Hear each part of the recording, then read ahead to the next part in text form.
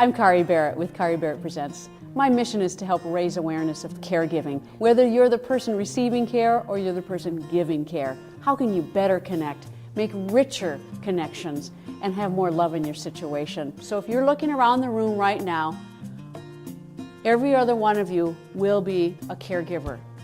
When it comes to caregiving, we have an idea of what it can be like, but we don't expect it when it comes, or we don't expect it to go the way it goes. Who do you want to be in charge of your long-term care? Caregiving is also a values issue. It's a human issue. It's a community issue.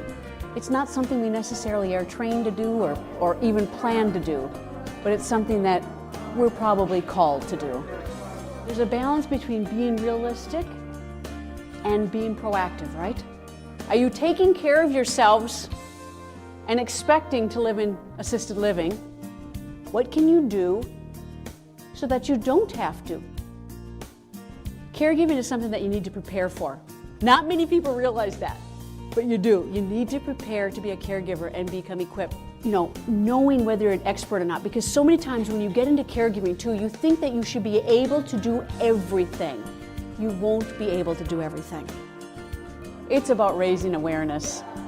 We're caregivers. If we're not caregivers today, you're going to be one tomorrow.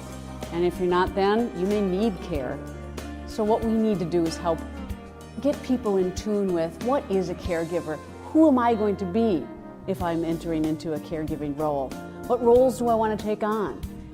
Financial manager, that's a role that you could take on as a caregiver. The financial manager, figuring out what mom and dad have and need, and at the same time you're doing that for them, you may want to take a little breather and look at your own financial situation and try to figure out what tools you have in place when you need long-term care. And also about looking at yourself.